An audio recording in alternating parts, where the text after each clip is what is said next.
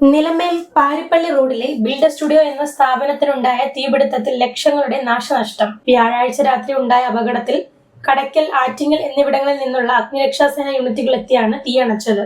പുനലൂർ അഞ്ചൽ പാതയിലെ തൊളിക്കോട് ജംഗ്ഷനിൽ കാറും ബൊലേറോ ജീപ്പും കൂട്ടിയിടിച്ച് 2 പേർക്ക് പരിക്കേറ്റു. പരിക്കേറ്റവരെ പുനലൂർ താലൂക്ക് ആശുപത്രിയിൽ പ്രവേശിപ്പിച്ചു. വ്യാഴാഴ്ച രാവിലെ 10:30യോടെയായിരുന്നു അപകടം. സഹകരണ വകുപ്പ് അഡീഷണൽ രജിസ്ട്രാർ സഞ്ചരിച്ചിരുന്ന ബൊലേറോയിൽ കാർ ഇടിക്കുകയായിരുന്നു. അപകടത്തെ തുടർന്ന് മലയോര ഹൈവേയിൽ ഏറെ നേരം ഗതാഗതം തടസ്സപ്പെട്ടു. വേനൽ കടുത്തതോടെ കൊല്ലം നഗരത്തിലെ വിവിധ ഭാഗങ്ങളിൽ ഇന്നലെ വ്യാപക തീപിടുത്തമുണ്ടായി. കപ്പലണ്ടിമുക്ക്, മാടൻനട, മയ്യനാട്, കാവനാട് എന്നിവിടങ്ങളിലെ പുരയിടങ്ങളിലും മാലിന്യ കൂമ്പാരങ്ങളിലും തീ പടർന്നു. ആശ്രാമം മൈതാനത്ത് കൂട്ടിയിട്ടിരിക്കുന്ന തടികൾക്കും ചന്ദനത്തോപ്പ് ITIക്ക് സമീപം റെയിൽവേ ട്രാക്കിനോട് ചേർന്നുള്ള പുല്ലിനും തീപിടിച്ചു. കടപ്പാക്കട, കുണ്ടറ എന്നിവിടങ്ങളിൽ നിന്നുള്ള അഗ്നിരക്ഷാസേന യൂണിറ്റുകൾ എത്തിയാണ് എല്ലാ സ്ഥലങ്ങളിലെയും തീയണച്ചത്.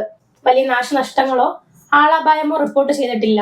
കൊല്ലം നെടുവത്തൂർ EVHSൽ ചുരിദാർ ധരിച്ചെത്തിയ പ്രധാന അധ്യാപികയെ തടഞ്ഞ സംഭവത്തിൽ സംസ്ഥാന വനിതാ കമ്മീഷൻ സ്വമേധയാ കേസെടുത്തു. വിദ്യാഭ്യാസ ഓഫീസറോട് റിപ്പോർട്ട് തേടിയ കമ്മീഷൻ ഗൗരവമായ ഇടപെടലാണ് നടത്തുന്നത്. സംഭവത്തിന് ഉത്തരവാദിയായ സുരക്ഷാ ജീവനക്കാരനെ സ്കൂൾ മാനേജ്മെന്റ് പുറത്താക്കി.